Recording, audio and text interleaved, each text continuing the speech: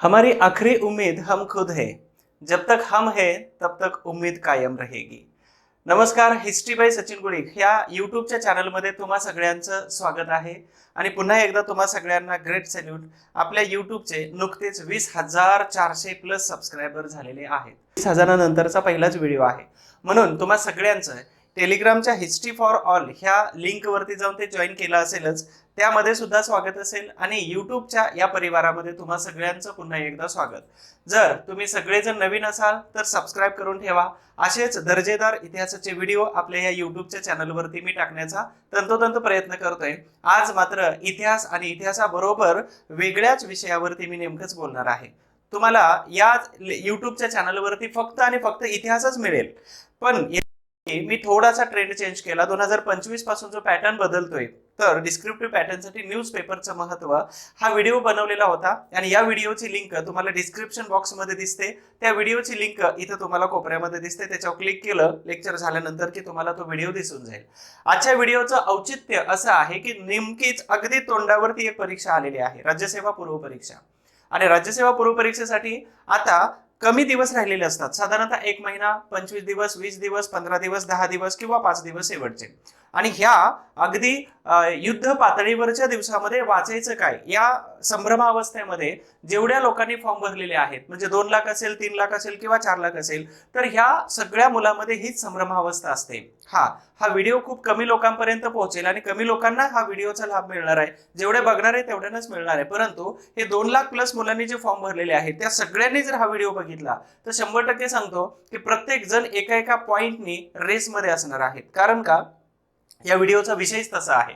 2020 पासून 2023 पर्यंत 20, 21, 22, 23 अशा 4 वर्षाच्या परीक्षांचा आपण आढावा घेतला.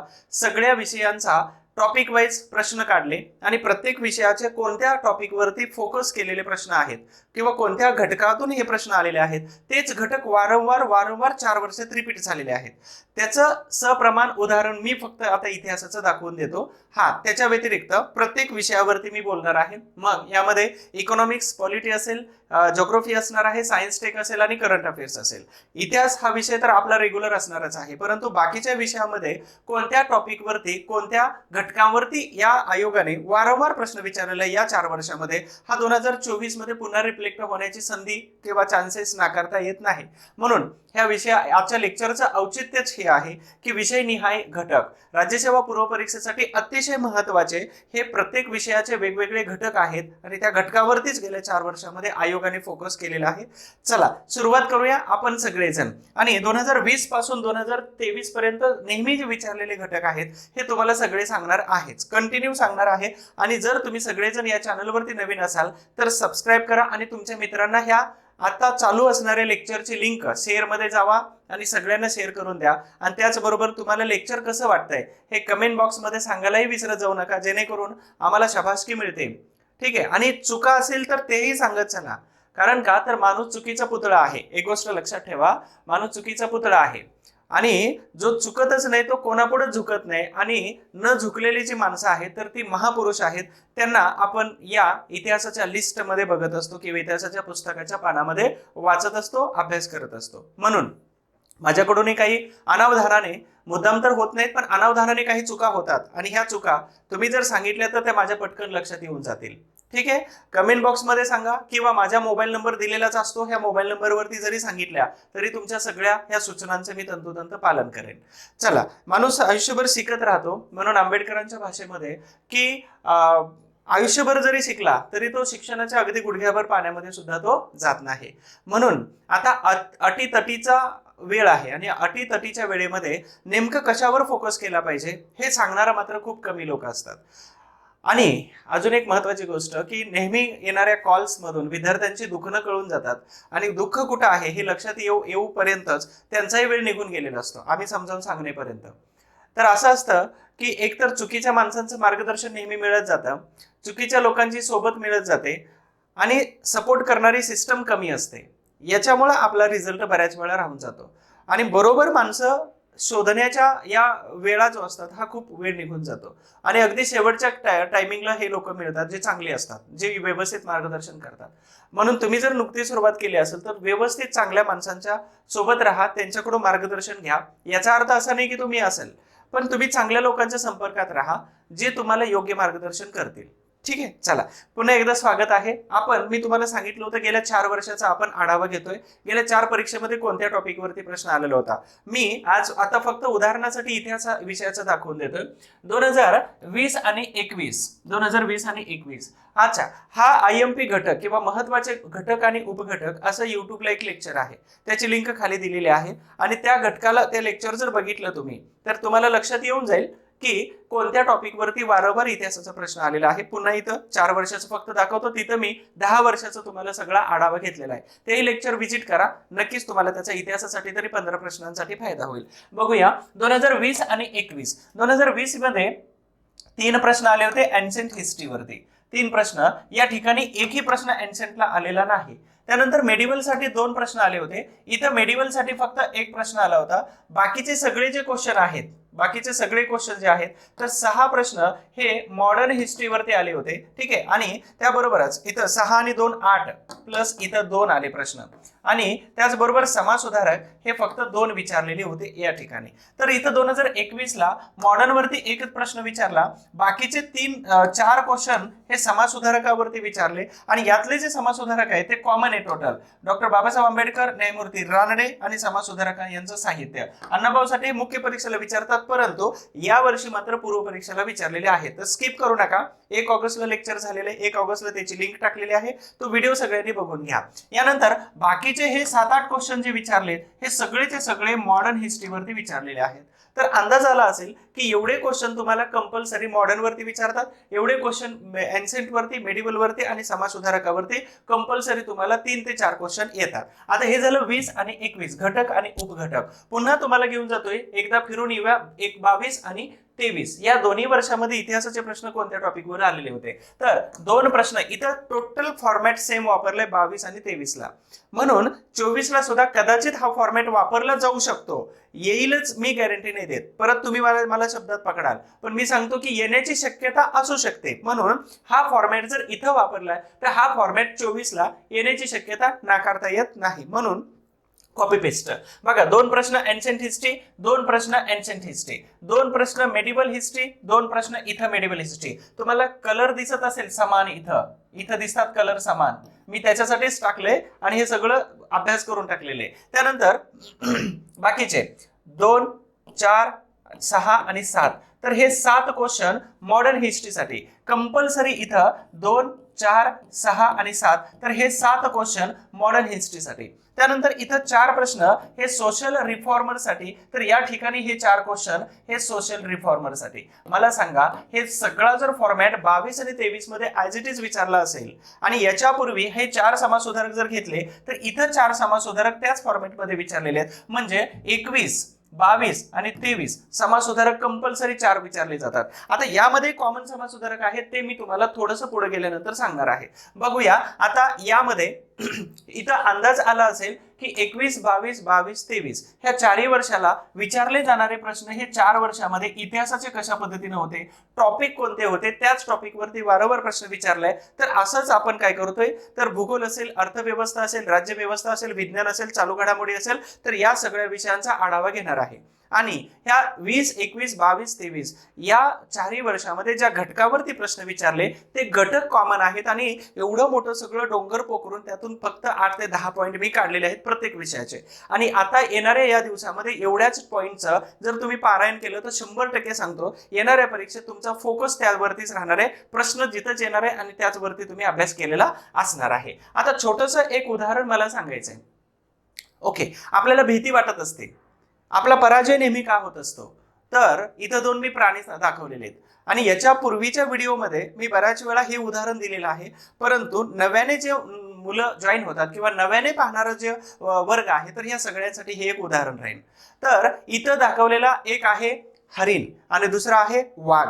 आता या दोघांमध्ये गंमत काय माहितीये का, की हरिण जे आहे हे याचं स्पीड जे असतं तर हे साधारणतः 90 किलोमीटर 80 60 पकडू आपण, 60 पर आवर आहे, 60 किलोमीटरच्या प्रति तासी हा पळतो. आणि त्याचबरोबर हा जो वाघ आहे याचं स्पीड जे आहे तर साधारणतः 40 ते 50 असतं, बरोबर का. तरी पण नेहमी हरणाची शिकार का होते, नेहमी हरणाची शिकार होते. त्याचं कारण सांगू तुम्हाला. त्याचं कारण असं आहे की याला आपल्या स्वतःच्या वेगावरती अजिबात विश्वास नाही. याला स्वतःच्या वेगावरती विश्वास नाही. हा वेग प्रचंड आहे त्याच्यामध्ये, पण तो नेहमी काय करतो, पळत असताना मागं बघत असतो. नेहमी ह्या वाघाकडे बघतो किंवा शिकारी प्राण्याकडे पाहत असतो.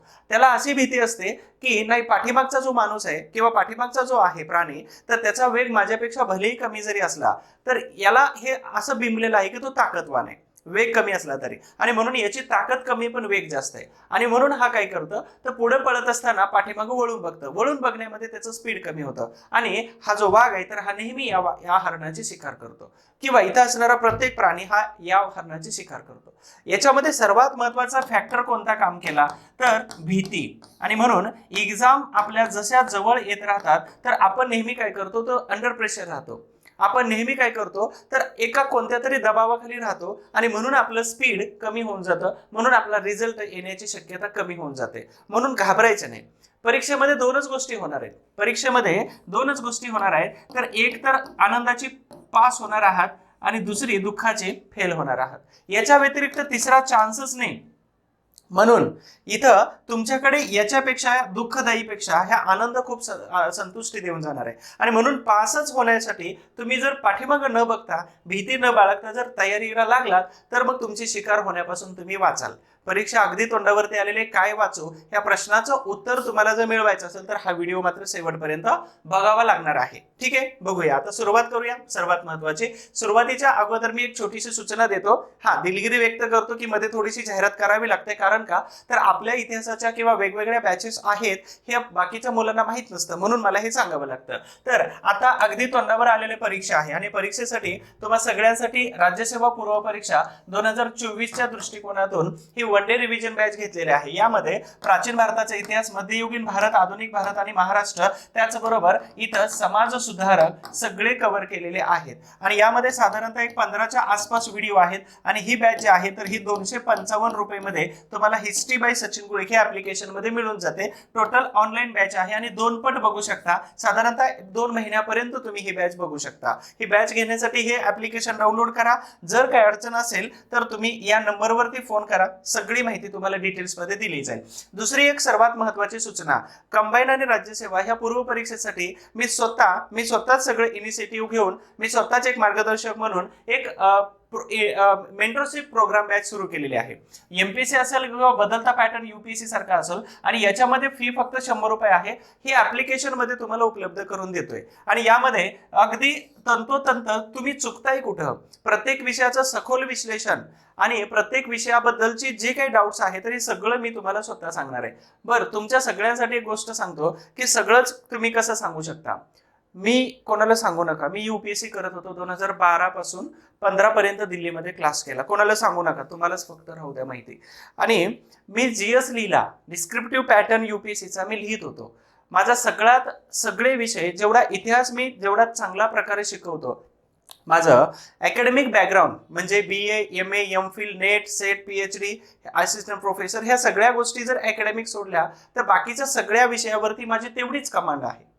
ठीक आहे. आणि म्हणून इतिहास हा विषय अकॅडमिक आहे म्हणून मी चांगला शिकवतोय असं नाही, तर बाकीचे विषय सुद्धा तेवढ्याच ताकदीनं शिकवतो. आणि या टीचिंगची सुरुवात मी सायन्स टेक्नॉलॉजी घेऊन केलेली आहे. सांगायचा उद्देश काय होता, तर सगळ्याच विषयांबद्दल अगदी मी तुम्हाला काय करतोय, तर प्रॉपर मार्गदर्शन करतोय की नेमकं करायला काय पाहिजे. जसं आज मी राज्यसेवेला हे टॉपिक करा यावरती प्रश्न येतोय हे सांगणार आहे, तसंच मी या मेंटरशिप बॅच मध्ये तुम्हाला सांगणार आहे. ऍप्लिकेशन मध्ये जावा आणि तिथं तुम्हाला ही बॅच अवेलेबल होऊन जाते. प्रत्येक विषयाचं तुमचे ग्रुप केले जातील. त्या ग्रुपमध्ये तुमचा टास्क दिला जाईल. त्याच्यानुसार तुमचे सराव करून घेतले जाते प्रश्नांचे टॉपिक वाईज. त्याचबरोबर तुम्हाला चुकतंय कुठं बरोबर येते हे सगळं सांगितलं जाणार आहे. चला आता मेन विषयाला सुरुवात करूया. पहिला जो घटक आहे तो अर्थव्यवस्था.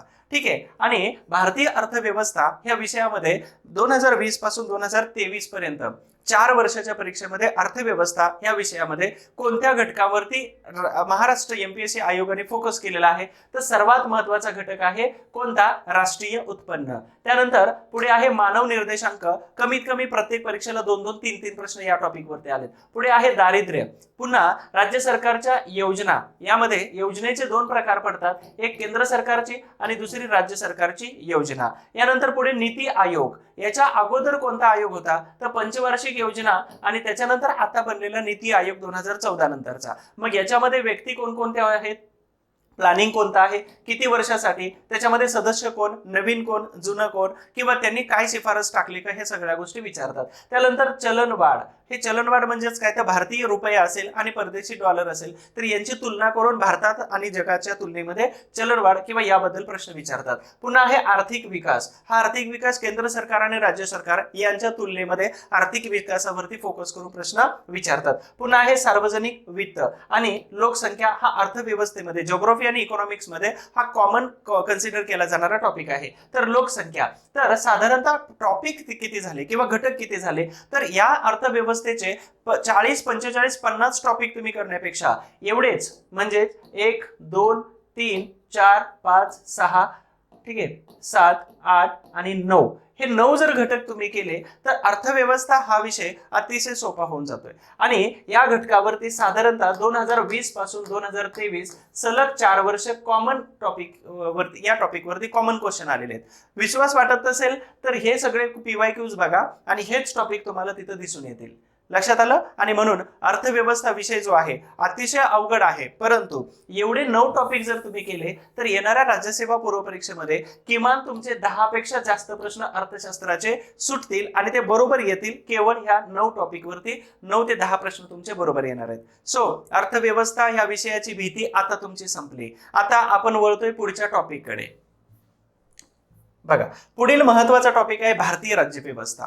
भारतीय राज्यव्यवस्थेमध्ये 50-55 पेक्षा जास्त टॉपिकची मोठी लिस्ट आहे. मग वाचायचं किती आणि वाचायचं कोणतं, खूप मोठं गडबड होऊन जाते. रंजन कोळंबे सरांचं पुस्तक वाचायचं की एम लक्ष्मीकांत, आणि हे पुस्तक वाचायचं म्हटलं की पारायण होऊन जातं, त्याला कित्येक महिने लागतात. आता वेळ राहिली दिवसामध्ये, आणि दिवसामधली वेळ जी आहे तर ही कमी करायची जर असेल तर मी हे लेक्चर तुमच्या सगळ्यांसाठी खास बनवतोय. ठीक आहे, आणि तुम्ही सगळेजण शेवटपर्यंत बघताय, प्रत्येक टॉपिकचं विश्लेषण करतोय, अभ्यास केलेला आहे याच्यावरती. ठीक आहे, आता बघूया राज्यव्यवस्था ह्या विषयावरती. पहिला घटक आहे मूलभूत हक्क. याच्या बाहेर प्रश्नच नाही गेला 4-5 वर्षामध्ये. मंत्रिमंडळ आणि मुख्यमंत्री. नंबर 2. नंबर 3 घटना दुरुस्ती, करंट इश्यूज आहेत हे, घटना दुरुस्ती. नंबर 4 भारताची संसद, त्याची कलम किंवा त्याच्या तरतुदी किंवा नवीन निवडणुका. त्यानंतर राष्ट्रपती, कंपल्सरी राष्ट्रपतीचं कार्य, राष्ट्रपतीची शक्ती किंवा राष्ट्रपतीची नियुक्ती विचारतातच. नंबर 6 आयोग. कोणकोणते आयोग, तर घटनात्मक आयोग येतं आणि बिगर घटनात्मक आयोग येतं. तर घटनात्मक आणि बिगर घटनात्मक आयोग, मग ह्या आयोगामध्ये काही व्यक्तींच्या नेमणुका असतात, काही कलम असू शकतात किंवा काही शिफारसी असू शकतात किंवा यांनी केलेलं कार्य, एवढे प्रश्न तुम्हाला आयोगावरती विचारले जाऊ शकतात. यानंतर CAG, controller and auditor general of India, म्हणजेच काय, तर 148 ते 151 कलम. ठीक आहे, तर ह्या CAG वरती प्रश्न विचारतात. मग याची असणारी पॉवर, याचं असणारं काम, याचं असणारं व्यक्ती किंवा याचं असणारं विशेष भारतामध्ये काय महत्व आहे, यावरती प्रश्न विचारतात. आणि 8 नंबरचा टॉपिक आहे केंद्र आणि राज्य संबंध. आणि 9 नंबरचा टॉपिक मी इथं ऍड करतोय की महत्वाची कलम. ठीक आहे, महत्वाची कलम. मग ही महत्वाची कलम कोणकोणते आहेत, तर तुमचे कमीत कमी 60-70 कलम महत्वाच्या 1 पासून 395 पर्यंत हे पाठच असायला पाहिजे, त्यावरती प्रश्न येतो. सो ही राज्यव्यवस्था या विषयावरती कोणत्या टॉपिक वरती प्रश्न येतो, तर दाखवलेल्या 10 टॉपिक वरती, 9 टॉपिक वरती प्रश्न येतात. साधारणतः 15 प्रश्न 9 टॉपिक वरचे कव्हर होऊन जातात. म्हणून हा अभ्यास जो आहे राज्यव्यवस्थेचा अतिशय सोपा होऊन जाणार आहे. आता तुमचं याचं टेन्शन मिटलं, एवढेच टॉपिक करा आणि येणाऱ्या पूर्व परीक्षेमध्ये कमीत कमी 10 ते 12 प्रश्न नक्की मिळवायचे आहेत. MPSC पास होण्यासाठी, राज्यसेवा पूर्व परीक्षा पास होण्यासाठी तुमच्याकडे 110 प्लस मार्काचं टार्गेट असायला पाहिजे. मग 110 प्लस मार्क जर मिळवायचे असतील तर तुमचे प्रश्न किती बरोबर यायला पाहिजेत? 55 प्रश्न तुमचे बरोबर यायला पाहिजेत. आणि मी तुम्हाला दाखवतोय प्रत्येक विषयाचे 9 ते 10 टॉपिक. मग इथं विचार करा, प्रत्येक विषयाचे 9 ते 10 टॉपिक जर इथं मी सांगत असेल तर 9 गुणिले इथं 6 जर केलं तर अगदी इथं होऊन जातात किती? तर 9 गुणिले 6 या ठिकाणी 54 मार्क येऊन जातात. आणि जेव्हा तुम्ही 50-50 किंवा 75-25 असा फॉर्म्युला यूज करत असता तर त्यावेळी तुमचे मार्क टोटल येऊन जातात 60 पेक्षा जास्त. म्हणजेच इथं एक ऍव्हरेज पकडून जाऊया की तुमचे 60 प्रश्न बरोबर आले पाहिजेत. आणि 60 प्रश्न बरोबर येण्यासाठी 10 मार्क आणि गुणिले 6 विषय, म्हणजे तुमचे 60 प्रश्न बरोबर आले. तुमचा कट ऑफ जर जातो तर 120च्या आसपास गेला पाहिजे. परंतु यातून तुमचे 2-3 प्रश्न चुकले जरी समजलं तरी तुमचे मार्क हे 110 पेक्षा कधीही कमी येणार नाहीत. याच्या कमीच लागतो कट ऑफ मित्रांनो. आणि म्हणून तुमचे प्रश्न 60 बरोबर आले पाहिजेत. प्रत्येक विषयाचे 10 प्रश्न जरी पकडले, 10 प्रश्न बरोबर येण्यासाठी एवढे जर टॉपिक केले तर 100% सांगतो तुमचा रिझल्टच्या लिस्टमध्ये तुमचं नाव असणार आहे. आय होप्स तुम्हाला हे लेक्चर आवडतंय. यानंतर आपण पुढच्या महत्वाच्या विषयाकडे जातोय, भूगोल. भूगोल या विषयामध्ये खूप सारे टॉपिकची लिस्ट आहे. मग कोणत्या टॉपिकवर फोकस केलं पाहिजे तर बघूया. ते भूगोलमध्ये भारत आणि महाराष्ट्र याचं स्थान आणि विस्तार, यानंतर पुढं लोकसंख्या भारत आणि महाराष्ट्र, त्याबरोबर शेती भारत आणि महाराष्ट्र, नदी प्रणाली ही महाराष्ट्र आणि संपूर्ण भारतातील कंपल्सरी, भूरूप. ठीक आहे, हे भूरूप शास्त्र जे आहे तर एका परीक्षेमध्ये किमान 2-2, 3-3 वेळा प्रश्न विचारलेला आहे. तुम्ही म्हणाल एवढेच टॉपिक कसे काय? 1, 2, 3, 4, 5, 6 आणि 7. जिओग्राफीमध्ये 7च टॉपिक महत्वाचे आहेत. पण या प्रत्येक टॉपिक वरती 1-1, 2-2, 3-3 प्रश्न विचारलेले आहेत. म्हणून इथं VVIP लिहिलेलं आहे, म्हणजे भूरूप शास्त्र जे आहे हे भूरूप शास्त्र अतिशय महत्वाचा टॉपिक आहे आणि तो सगळा केला पाहिजे तुम्ही. पुढे प्राकृतिक, भारताच्या बद्दलचं प्राकृतिक आणि खनिज संपत्ती. आता ह्या सगळ्या टॉपिक 7 टॉपिक वरती जर फोकस केला तर जिओग्राफीमध्ये तुमचे कमीत कमी 10 ते 12 प्रश्न इथं कव्हर होऊन जातात. बाकीचे 30, 40, 50 टॉपिक वाचण्याची बिलकुल गरज नाही. म्हणून राज्यसेवा पूर्व परीक्षा 20 पासून ते 20 पर्यंत भूगोलाचे या 7 टॉपिक वरती वारंवार प्रश्न विचारलेले आहेत. म्हणून येणाऱ्या आगामी परीक्षेमध्ये कमीत कमी 10-12 प्रश्नांची तयारी ह्या 7 टॉपिक मधून कंपल्सरी तुमची होणार आहे. एवढ्यावरतीच फोकस करा. भूगोलाची भीती संपली, आपण आता पुढच्या टॉपिक कडे वळतोय. बघा, आधुनिक भारताचा इतिहास विषय आला. मग आपलाच विषय आहे आणि ह्या सगळ्या विषयानंतर मी शेवटी हा माझा विषय घेतलेला आहे. शेवटी म्हणजे अजून 2 विषय आहेत त्याच्यामध्ये.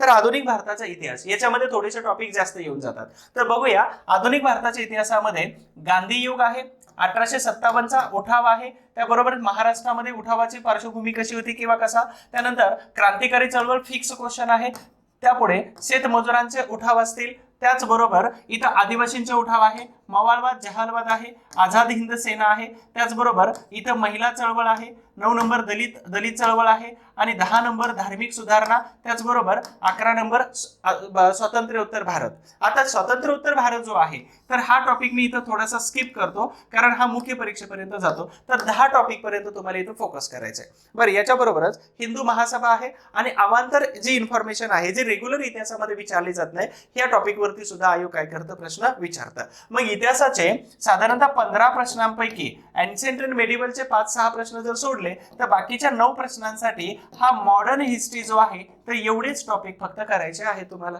बरं, याच्या व्यतिरिक्त मी ऑलरेडी लिस्ट घटक आणि उपघटक या व्हिडिओमध्ये तुम्हाला दिलेली आहे. तर ती लिस्ट बघा किंवा ही लिस्ट त्यातूनच घेतलेली आहे. ह्या लिस्ट मधून सुद्धा तुम्हाला उपयोग होणार आहे. तर आधुनिक भारताचा इतिहास 2020 पासून 2023 पर्यंत ह्या 4 वर्षामध्ये कोणत्या घटकावरती रेग्युलरली क्वेश्चन्स आलेले आहेत असे असणारे हे 8 ते 10 घटक आहेत. त्या 10 घटकावरती फोकस करा, तुमचे किमान 10-12 प्रश्नांची इथं तयारी होऊन जाते. यात राहिला आधुनिक प्राचीन भारताचा इतिहास. बघा, प्राचीन भारताचा इतिहास या विषयाचे कोणकोणते टॉपिक आहेत? प्राचीन भारताच्या इतिहासावरती एवढेच टॉपिक आहेत ज्याच्यावरती वारंवार सारखा क्वेश्चन विचारलेला आहे. बघूया, नंबर 1 ला सिंधू संस्कृती, नंबर 2 वैदिक काळ, नंबर 3 समुद्रगुप्त, 4 चंद्रगुप्त मौर्य, त्यानंतर ताम्रपाषाण युग, नंबर 6 कुमारगुप्त, नंबर 7 राजघराणे म्हणजे प्राचीन भारतातले राजघराणे आणि गुप्त काळातील राजघराणे, हर्षवर्धनचा काळ आणि 9 नंबर आहे चोल साम्राज्य. म्हणजे दक्षिण भारतातील चोर, चेल आणि पांड्य, चोल, चेर आणि पांड्य. तर एवढे महत्वाचे हे 10 जे घटक आहेत, तर वारंवार या 10 घटकावरती 2 पासून 3, 4, 5 पर्यंत क्वेश्चन एन्शियंट हिस्ट्रीचे विचारलेले आहेत. तर हे थोडक्यामध्ये एक डाटा किंवा हे थोडक्यामध्ये केलेलं अनालिसिस आहे. म्हणून प्राचीन भारताचा इतिहास 2 प्रश्नांपासून 3-4 प्रश्नांपर्यंत जी संख्या विचारली जाते, या संख्येमध्ये गेल्या 4-5 वर्षामध्ये या महत्वाच्या 8-9 टॉपिक वरती क्वेश्चन रॅन्डमली विचारलेले आहेत. एकाच वेळी एवढे क्वेश्चन नाही आलेले. तुम्ही म्हणाल एवढे क्वेश्चन कसे काय? एका वेळी कधी 1, कधी 2, कधी 3, कधी 4 क्वेश्चन विचारलेले आहेत. सो म्हणून ह्या महत्वाच्या टॉपिकला फोकस जर केलं तर प्राचीन भारताचे 2, 3, 4, 5 क्वेश्चन जे काही कव्हर होतात, तर हे सगळे क्वेश्चन इथे सांगितलेले आहेत. म्हणून प्राचीन भारताचा अभ्यास करत असताना या टॉपिकच्या लिस्टकडे लक्ष द्या, 100% तुम्हाला फायदा होणार आहे. आता याच्यानंतर थोडंसं मी पुढे जातोय, मध्ययुगीन भारताचा इतिहास. मग मध्ययुगीन भारताच्या इतिहासावरती कशावर फोकस करता येऊ शकतो तुम्हाला? तर इथं बघूया, मध्ययुगीन भारतामध्ये दिल्ली सुलतानशाही आणि यानंतर दुसरा महत्वाचा टॉपिक कोणता येतो तर मुघल.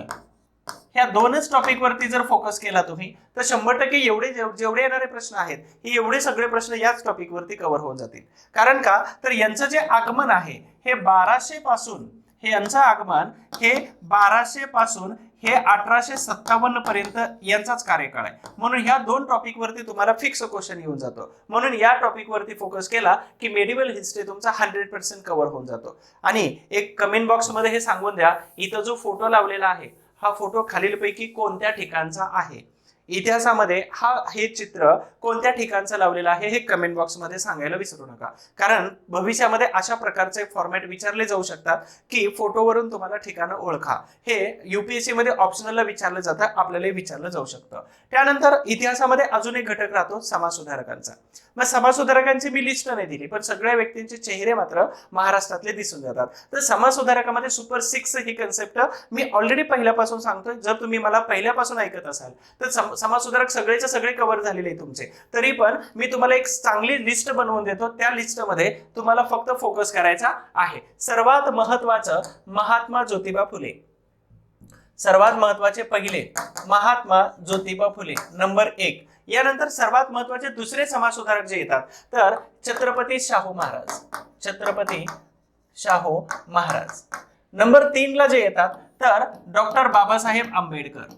नंबर 3 ला डॉक्टर बाबासाहेब आंबेडकर. आयोगानं सक्त टाकीत असते शाहू फुले आंबेडकर कंपल्सरी फिक्स प्रश्न टाका, पाठ करा. मी तिघांचे लेक्चर युट्यूबला घेतलेले, तर आपल्या history for all history by Sachin Gudiga ही खाली लिंक दिलेली आहे. सगळे लेक्चर बघून घ्या, त्याच्या बाहेर प्रश्न जात नाही. 3 झाले. याच्यानंतर वीरा शिंदे फिक्स क्वेश्चन विचारला जाऊ शकतो. ठीक आहे. याच्यानंतर पुढचे महत्वाचे व्यक्ती कोण आहेत तर महर्षी कर्वे. ठीक आहे. यानंतर पुढे महत्वाच्या व्यक्ती कोण येऊन जातात तर इथं असणारे न्यायमूर्ती रानडे. आणि यानंतर अजून कोण येतात तर पंडिता रमाबाई. ठीक आहे. अशा प्रकारे ह्या झाल्या महाराष्ट्रातील इतिहासाच्या व्यक्ती. 3, 3, 6 आणि 7 याच्या व्यतिरिक्त जर तुम्हाला करायचं असेल तर तुम्ही दादोबा पांडुरंग तरखडकर हे व्यक्ती करा. याच्यानंतर अजून एक आगरकर हे पण करा. ठीक आहे. यानंतर अजून एक लोकहितवादी. ठीक आहे. तर ह्या महत्वाच्या टोटल 9 ते 10 समाजसुधारक जर केले तर तुमचे फिक्स 100% येणारे सगळे क्वेश्चन ऑटोमॅटिक कव्हर होऊन जातात. तर एवढेच फक्त समाजसुधारक तुम्हाला करायचे. म्हणून महाराष्ट्रातील समाजसुधारकांचा सगळा फोटो मी तुम्हाला दाखवलेला आहे. आय होप तुम्हाला इतिहास विषयाचे आधुनिक भारताचे इतिहास, प्राचीन असेल, मध्ययुगीन असेल आणि समाजसुधारक या तिन्ही फॉर्मॅटमध्ये मी थोडासा जास्त वेळ घेतला. कारण का तर तो आपला कोर सब्जेक्ट आहे. बाकीच्या विषयाचं मी सविस्तर विश्लेषण केलेलं आहे. आपण आता पुढच्या कोणत्या टॉपिककडे जातोय तो आहे साहित्य कुठून मिळवायचं. आता तुम्हाला ही जी टॉपिकची लिस्ट दिलेली आहे तुम्ही सगळ्यांनी लिहून घेतली असेल. लेक्चर चालू असताना पॉज करून लिहून घेतली असेल किंवा नंतर लिहून घेणार आहात, पण लिहून घेण्याची गरज नाही. त्याचं कारण असं आहे की ही जी टॉपिकची लिस्ट आहे तर आपल्या हिस्ट्री फॉर ऑल ह्या टेलिग्राम चॅनलवरती मी त्याचे पेजेस किंवा त्याची एक पीडीएफ बनवून पाठवतोय. ते प्रिंट करा आणि येणाऱ्या राज्यसेवा पूर्व परीक्षेपर्यंत कंपल्सरी कंटिन्यू ती लिस्ट समोर ठेवा. तेवढेच टॉपिक फोकस करा. 100% रिझल्ट येणार आणि जेव्हा रिझल्ट येईल त्यावेळी मला मात्र आठवायला विसरायचं नाही. तर या हिस्ट्री फॉर ऑल ह्या टेलिग्राम चॅनलवरती ही लिस्ट तुम्हाला टाकून देतो, पीडीएफ त्याची, आणि तिथून तुम्ही प्रिंट करून घ्यायची. दुसरी महत्वाची, न्यूजपेपर वाचताय का? सीसॅट हे क्वालिफाईंग आहे. सीसॅटचं मी काही सांगणार नाही. 66% मार्क पाडायचे तुम्हाला, म्हणजे 66 मार्क पाडायचे तुम्हाला. आणि जर हे 66 मार्क जर पाडायचे असतील तर तुमचं वाचन पण तेवढंच पाहिजे. 200 पैकी 80 क्वेश्चन असतात, ठीक आहे, 200 प्रश्न असतात, 200 मार्क असतात आणि 200 पैकी तुम्हाला 66 मार्क पाडायचे. काही लोकांना 66 पडत नाही. मलाही UPSC ला पडले नाही म्हणून यावर्षी फेल झालो. GS चा स्कोर आउट ऑफ गेला होता आणि 66 नाही पडले सीसॅटला, कारण त्याचं काय होतं की थोडासा वेळ नाही दिला. आता खरं सांगायला हरकत नाही, तुम्ही सगळेजण माझे मित्र आहेत. तर 66 मार्क इथं पाडत नाहीत. का पडत नाहीत? आपलं वाचन कमी पडतं, कॉम्प्रेशन कमी पडतं. कॉम्प्रेशन जवळपास 125 मार्काला विचारलं जातं आणि 125 पैकी आपल्याला जर 70-80 पडत नसतील तर मग आपली द्विधा अवस्था आहे, वेगळीच अवस्था आहे, ठीक आहे. म्हणून हे जर तुम्हाला न्यूजपेपर पाहिजे जर असतील तर न्यूजपेपर जेव्हा तुम्ही वाचता त्यावेळी तुमचं कॉम्प्रेशन फास्ट होतं, चांगलं होऊन जातं, बळकट होतं. आणि म्हणून कॉम्प्रेशन चांगलं जर करायचं असेल तर न्यूजपेपर वाचा. आणि तुमच्यापर्यंत जर लोकसत्ता, मटा, सकाळ, इंडियन एक्सप्रेस हे पेपर जर भेटत नसतील तुमच्यापर्यंत तर या टेलिग्रामवरती पॉलिटी फॉर ऑल ह्या टेलिग्रामवरती रोज सकाळी मी न्यूजपेपर शेअर करत असतो.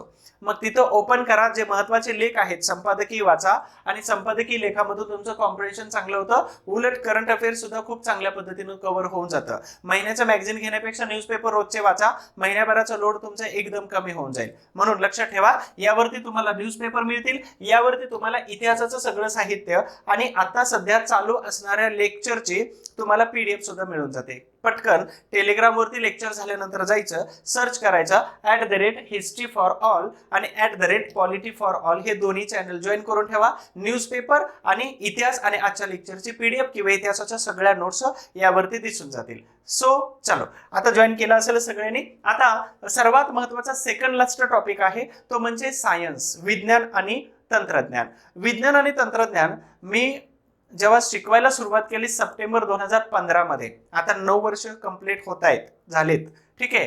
तर त्यावेळी मी जेव्हा शिकवायला सुरुवात केली तर त्यावेळी पोलीस भरतीच्या मुलांना न्यूक्लिअर टेक्नॉलॉजी, परमाणु तंत्रज्ञान शिकवलं. त्यांनी डोकं धरलं, आम्हाला सिलेबसच नाही, पण एवढी माहिती आम्हाला माहितच नव्हती. कारण का तर मी दिल्लीवरून आलो होतो नुकताच UPSCचा क्लास करून आणि R&D माझं खूप चांगलं होतं, सायन्स टेक, आणि म्हणून सायन्स टेक्नॉलॉजी आवडता पार्ट आहे. पण इतिहासामध्ये असा ओघाओघाने गेलो ते सगळं अगदी पुरातच वाहून गेलो इतिहासाच्या. ठीक आहे, बघूया आता.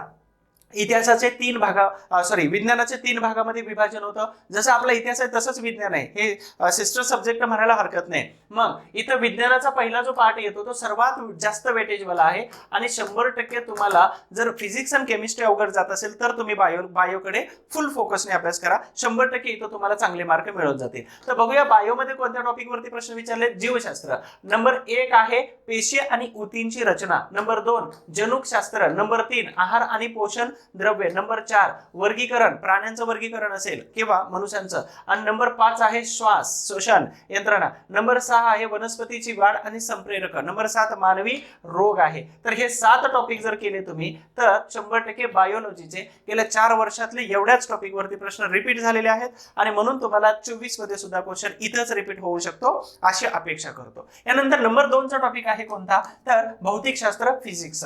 नंबर 1 राशी. नंबर 2 ध्वनी आणि तरंग. 3 उष्णता आणि तापमान. नंबर 4 प्रकाश, भिंग आणि आरसे. नंबर 6 खगोलशास्त्र. तर नंबर 7 बल आणि बलाचे प्रकार. एवढ्याच टॉपिक वरती म्हणजे 7 टॉपिक इथेही 7 आहेत. ठीक आहे. आता तुम्ही म्हणाल 7 आणि हे इथं 5 आले तर 7 आणि 7 14 आणि 5 19 प्रश्न थोडी येतात. पण 19 प्रश्न येत नाही, पण ह्या टॉपिक मधला 1-2 स्किप होतं आणि 15 प्रश्न भरले जातात. म्हणून इथं एवढे टॉपिक दिलेले आहेत. नंबर 3 चा घटक आहे रसायनशास्त्र, फिजिक्स, केमिस्ट्री. बघूया. नंबर 1 ला आहे मूलद्रव्य आणि आवर्त सारणीचं वर्गीकरण. नंबर 2 रासायनिक अभिक्रिया, नंबर 3 कार्बन कार्बनी संयुगे, 4 अणुसंरचना आणि 5 आम्ल आणि आम्लारी. चुकले थोडंसं इथं लिहिताना, आम्ल आणि आम्लारी. ठीक आहे, तर अशा पद्धतीनं एवढ्याच टॉपिक वरती जर तुमचे क्वेश्चन सारखे आणि रिपीट होत असेल तर एवढ्याच टॉपिक वरती फक्त फोकस करा आणि एवढा फोकस जर केला तर तुम्हाला सायन्स मधले सगळे क्वेश्चन कव्हर होऊन जातील.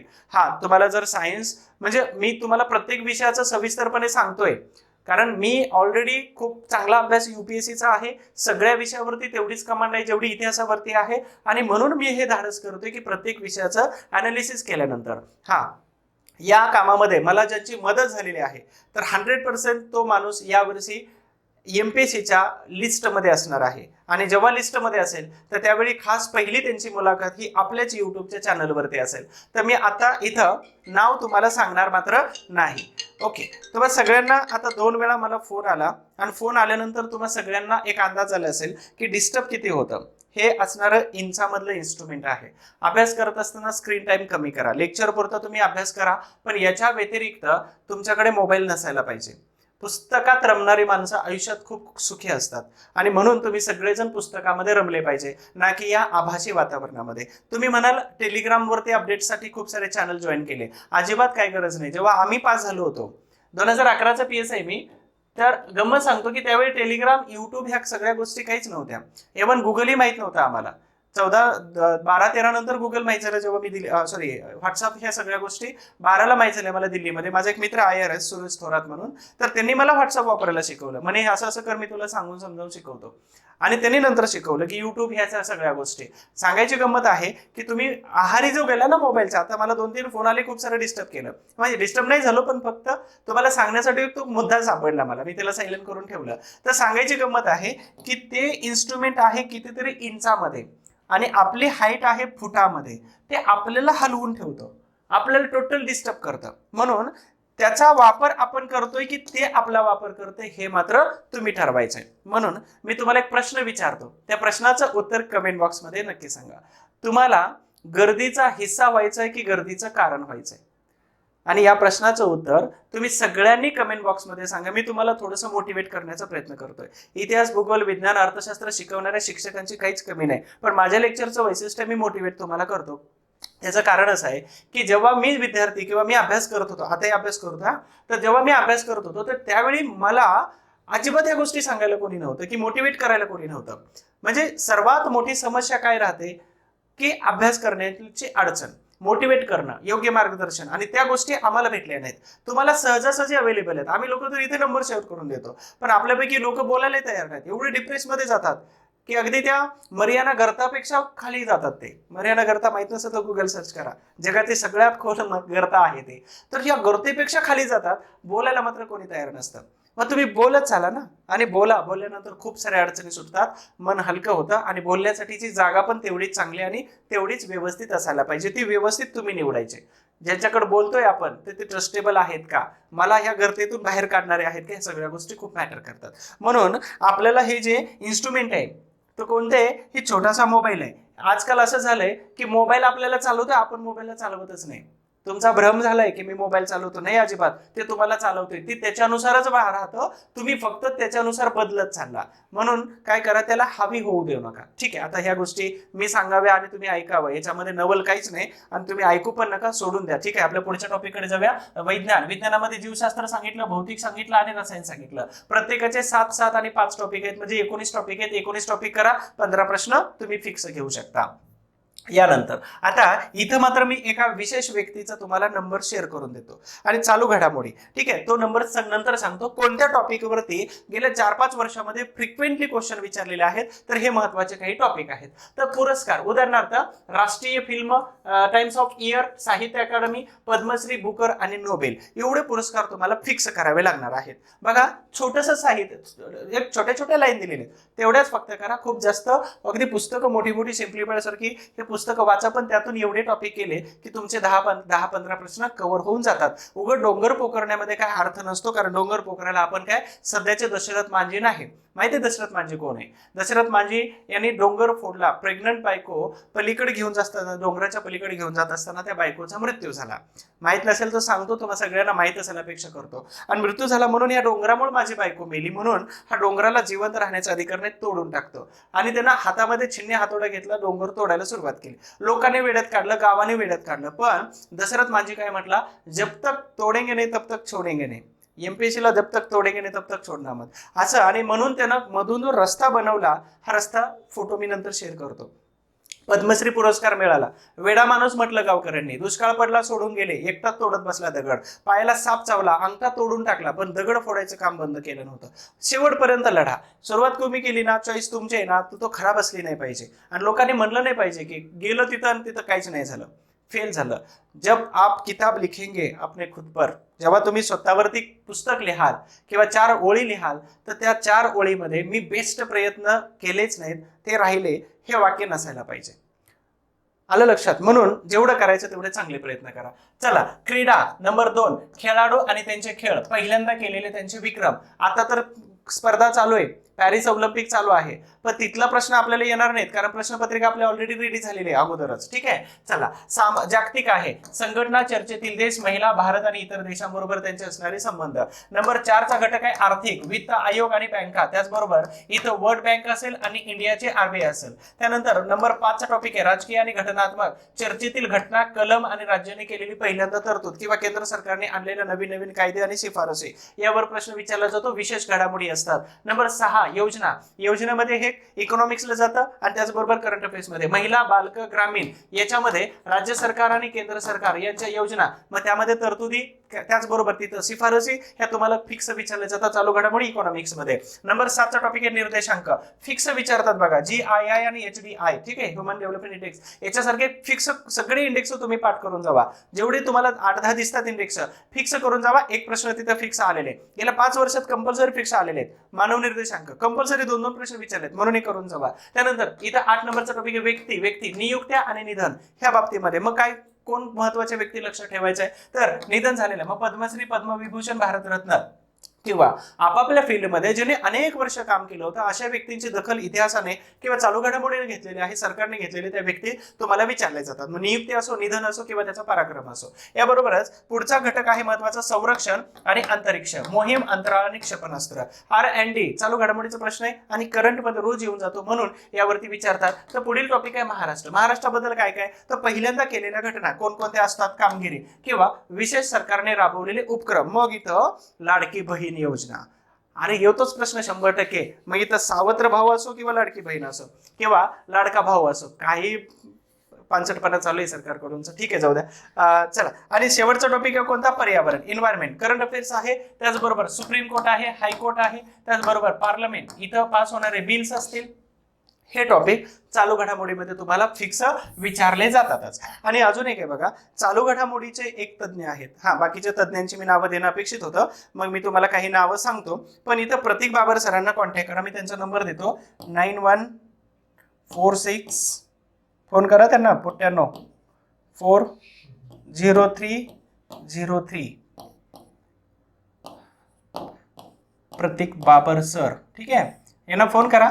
चालू घडामोडीचं खूप चांगलं आता वेगवेगळ्या मॅगझिन्स त्याची कामं चालू आहेत.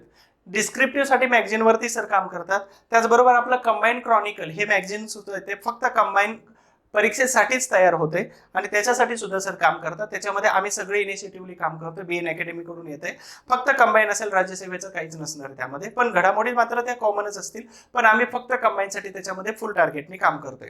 आणि म्हणून ह्या सरांशी फोन केला तर तुम्हाला चालू घडामोडीबद्दल सगळं सांगतील. एन श्याम सरांना फोन केला तर तुम्हाला राज्यशास्त्र आणि राज्यव्यवस्था आणि अर्थव्यवस्था ह्या दोन्ही विषयाबद्दल खूप चांगली माहिती सांगतील. राहुल देशमुख सरांना फोन करा, विज्ञान आणि तंत्रज्ञान सांगतील. बाकीच्या विषयासाठी आम्ही आहोतच, मी आहोतच. ठीक आहे. त्यानंतर एक छोटीशी सूचना, सगळ्या विषयाचं झालेलं आहे. गेल्या 4-5 वर्षामध्ये ज्या ज्या विषयामध्ये ज्या ज्या विषयांवर मध्ये असणाऱ्या घटकावरती परत परत प्रश्न विचारलेले आहेत, एकापेक्षा जास्त प्रश्न विचारले, हे सगळे घटक मी तुम्हाला कव्हर केलेले आहेत. अपेक्षा करतो लेक्चर आवडलं असेल. मग आता थोडीशी सूचना पण आहे का की वन डे इतिहासाची बॅच आहे आपल्या ऍप्लिकेशन मध्ये. प्राचीन, मध्ययुगीन, आधुनिक, महाराष्ट्र आणि समाजसुधारक सगळे घेतलेले आहेत. 255 रुपये फी आहे आणि 15 पेक्षा जास्त व्हिडिओ तुम्ही 2 महिन्यापर्यंत बघू शकता, 2 वेळा. तर बॅच घेण्यासाठी ऍप्लिकेशन डाउनलोड करा. अडचण असेल तर या नंबरला फोन करा. आता याच्या व्यतिरिक्त मला अजूनही एक सूचना सांगायची. ती सूचना कोणती आहे तर बीएन अकॅडमी कडून तुमच्या सगळ्यांसाठी कंबाईन करणाऱ्या मुलांसाठी एक बॅच इथं सुरू आहे. आणि ह्या बॅच मध्ये अगदी तज्ञ टीम आहे ज्यांचा अनुभव 5 वर्ष, 10 वर्ष, 12 वर्ष, 13 वर्षापेक्षा जास्त आहे. मग याच्यामध्ये सगळी ही तुम्हाला टीम दिसून येते. इथं मी आहे, प्रतीक बाबर सर आहेत, राहुल देशमुख सर, आणि जैन मॅडम, संदीप जगदाळे सर 13-14 वर्षाचा अनुभव, भूषण दूत sir, Amol Patil sir, Bagal sir आहेत, एनसाम सर आहेत आणि अभिजित राठोड सर आहेत. तर याच्यासाठी बीएन अकॅडमी हे ऍप्लिकेशन डाउनलोड करून ठेवा. यामध्ये फी जी आहे तुम्हाला ऑनलाईनची फी ही साधारणतः 9,999 आणि ऑफलाईनची फी ही 14,999. ही अगदी कमी पैशामध्ये तुम्हाला दर्जेदार टीम, ह्या प्रत्येकाला तुम्ही युट्यूब वरती सर्च करू शकता. खूप चांगल्या पद्धतीनं आम्ही याला एक रेप्युटेशन्स बनवलेलं आहे. आम्ही त्याला प्रतिष्ठेचं बनवलेलं आहे. आम्हाला विद्यार्थी पास करायचे आहेत आणि म्हणून आम्ही हे सगळ्यांनी एकत्र येऊन बॅच टाकलेले. अमोल पाटील सरांच्या ऍप्लिकेशन मध्ये किंवा बीएन अकॅडमी इंदुलाल कॉम्प्लेक्सला आला तर ऑफलाईन बॅच करा, किंवा लांब असाल तर हे एवढी फी पे करून ऍप्लिकेशन डाउनलोड करून तिथं तुम्ही एनरोलमेंट करू शकता किंवा प्रवेश आपला निश्चित करू शकता. यानंतर माझी कंबाईन पूर्व परीक्षेसाठी फक्त इतिहासाची बॅच आहे. आधुनिक भारत, महाराष्ट्र, समाजसुधारक सगळं कव्हर केलेलं आहे. ऍप्लिकेशनचं नाव आहे हिस्ट्री बाय सचिन गुळिक. या नंबरवरती फोन केला, मी ही माहिती सगळी तुम्हाला देण्याचा प्रयत्न करतो. अपेक्षा करतो की तुम्हा सगळ्यांना हे सगळं जे इतिहास सांगितला आज, किंवा सगळा जो वेगवेगळ्या विषयांचा इतिहास सांगितला, पाढा वाचला, तर हा पाढा नक्कीच तुम्हाला आवडलेला असणार आहे. तर आता चिंता करू नका, एवढेच विषय करा, एवढेच घटक करा, प्रत्येक टॉपिक वरती एवढाच फोकस करा. 2-2, 3-3 वेळा वाचा. चुका कुठे होतात ते एकदा लिहा, डायरी मेंटेन करा, स्वतःला टार्गेट द्या. तुम्ही सगळ्यांनी 110+ टार्गेट राज्यसेवेसाठी आणि कंबाईनसाठी 60+ टार्गेट दिलंच असेल. तर हे एवढं सगळं केल्यानंतर मग तुम्हाला जर अडचण आलीच तर मग आम्ही नंबर दिलेलेच आहेत. ह्या नंबरवरती तुम्ही जर फोन केला तर तुमच्या सगळ्या प्रश्नांची शंका आम्ही दूर करण्याचा प्रयत्न करतोय. तर अभ्यासातील अडचणींसाठी हा नंबर सेव्ह करा. मी काय करतो की काही अभ्यासासाठीचे स्टेटस वगैरे व्हॉट्सअपवरती ठेवतो, किंवा मला जर वाटलं काही नोटीस असेल किंवा काही महत्त्वाची सूचना असेल किंवा एखाद्या लेक्चरची लिंक असेल किंवा महत्त्वाची माहिती असेल तर मी तुमच्या व्हॉट्सअपवरती पाठवत असतो. पण त्याच्यासाठी तुम्ही माझा नंबर सेव्ह केला पाहिजे आणि तुम्ही तुमचं नाव आणि कुठून आहात, म्हणजे उदाहरणार्थ पुणे असेल तर पुणे, तर तुमचं नाव आणि जिल्हा जर मला पाठवलं की मी सेव्ह करून ठेवतो. मला एक गंमत सांगतो. आता नुकताच PSI 2022चा रिझल्ट आला. रात्री 11:15 वाजता एका मॅडमचा फोन आला मला आणि त्यांनी सांगितलं, माफ करा मी खूप उशिरा फोन केला, पण कारणही तसंच आहे. म्हटलं बोला. त्यांनी सांगितलं, सर तुम्ही एकदा बोलले होते की मला नाव एडिट करण्याची संधी द्या, तर आता माझं नाव तुम्ही एडिट करा PSI पाडवी म्हणून. आणि म्हणून त्यांनी रात्री 11:15 वाजता फोन करून सांगितलं की मला माझं नाव एडिट करा PSI पाडवी म्हणून. त्याच्यासारख्या इथं मी जे आता लेक्चर घेतोय याच ठिकाणी आमचे मित्र राहत होते शुभम पाटील. त्यांनी संधी दिली मला. PSI शुभम पाटील स्पर्धाग्राममध्ये सगळ्या PPT बनवण्याचं काम ते करायचे, अभ्यास करत होते आणि नंतर PSI झाले. मी आता या ठिकाणी आहे तिथेच राहायचे. तर गंमत सांगायचे की यांनी अनेक लोकांनी संधी दिली PSI म्हणजे नाव एडिट करण्याची, तर तशीच तुम्ही सगळेजण नाव द्या. अनेक तुमचं जर नाव माझ्याकडे सेव्ह असेल तर एक ना एक दिवस असं येणारच आहे की मी एडिट नाव करणार आहे तुमचं, आणि ती संधी तुम्ही मला द्यायची आहे. अभ्यासात काय अडचणी असतील तर या नंबरवरती तुम्ही मला मेसेज करून कॉल करू शकता. आणि त्याचबरोबर नेहमी आनंदी राहा, नेहमी हेल्दी राहा. हे लेक्चर तुम्हाला आवडलं जर असेल तर लाईक करा, शेअर करा, आणि त्याचबरोबर तुम्हाला कसं वाटलं तर हे सांगायला मात्र कमेंट बॉक्स तुम्हाला दिलेला आहे, त्यामध्ये तुम्ही कमेंट करू शकता. तुम्हाला सगळ्यांना प्रत्येक विषयाचे घटक, त्यावरती आलेले प्रश्न, PYQ तुमच्याकडे आहे. हा अभ्यास करायला आता सोपं जाणार आहे. आता भीती बाळगायची नाही, अजिबात घाबरायचं नाही. येणाऱ्या लिस्टमध्ये फक्त नाव बघायचं तुमचं. परीक्षा ही तुमची फॉर्मॅलिटी असणार आहे. अभ्यास केल्यानंतर ही फॉर्मॅलिटीच राहते. म्हणून सगळ्यांना खूप खूप शुभेच्छा असतीलच. म्हणून हे लेक्चर शेवटपर्यंत बघितलं त्याबद्दल तुमचं मनापासून आभार. तुम्हा सगळ्यांना अधिकारी होण्यासाठी खूप खूप शुभेच्छा असतील. Thank you so much.